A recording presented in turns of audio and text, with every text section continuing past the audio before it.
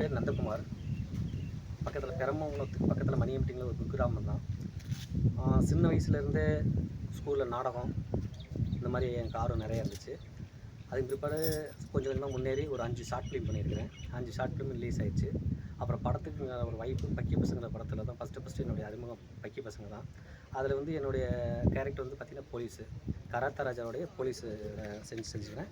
இதுபடி ஒரு பக்கி பசங்க, வீரவம்சம், ஜம்பு மகாரசி, ஆள் இல்லாத ஊரில் அண்ணன் தான் எம்எல்ஏ, இப்படின்னு ஒரு 10 படம் பண்ணிட்டேன் சார். 10 படம் பண்ணி 7 படம் ரிலீஸ் ஆகிடுச்சு.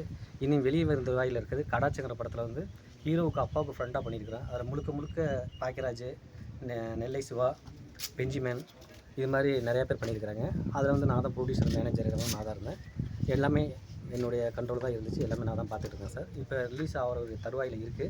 அது இல்லாமல் புது அர்த்தங்களில் சீரியல் வந்து சமையல் மாஸ்டராக பண்ணியிருக்கிறேன். 3 சீரியல் பண்ணியிருக்கிறேன். வாடி ராசாத்தி 1, தாலி பாக்கியம் 1, 3 சீரியலும் பண்ணி 3மே ரிலீஸ் ஆகிடுச்சு. அதில் வந்து வாடி ராசாத்திங்கிறதுல எனக்கு வந்து அவார்டு வந்து 2 அவார்டு கொடுத்துருக்காங்க சார்.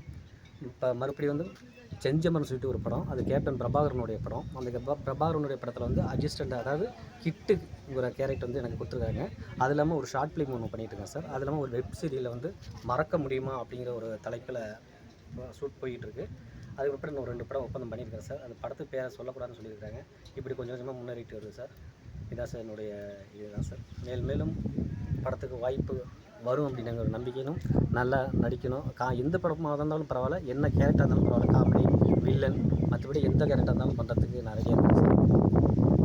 என்னை வந்து இந்த சேனல் வந்து என்னை பேட்டி எடுத்துருக்கு ரொம்ப நன்றி சார். இப்போ ஷார்ட் ஃபிலிம் பண்ணுறதுக்காக வேண்டி ஐடியா பண்ணியிருக்கேன் சார்.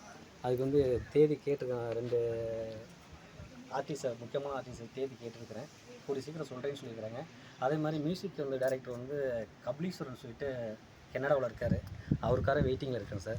அவர் எப்போ டேட்டு கொடுக்குறாரோ அந்த டேட்டில் வந்து பண்ணலாம் அப்படின்னு சொல்லிட்டு. ஆனால் டேரக்டர் வந்து கபிலீஸ்வரன் தான் பண்ணுறாருங்க. அதே மியூசிக் டைரக்டரும் அவர் தான் பண்ணுறாருங்க. அவருக்காக வந்து கொஞ்சம் வெயிட்டிங்கில் இருக்கேன் சார். அவர் எப்போ டேட்டு கொடுக்குறோ அந்த டேட்டில் வந்து கண்டிப்பாக பண்ணலாம் அப்படின்னு கொஞ்சம் வெயிட்டிங்கில் இருக்குங்க. மேலும் என்னை போல் என்ன கீழே உள்ள நடிகர் மேலே வரணும்.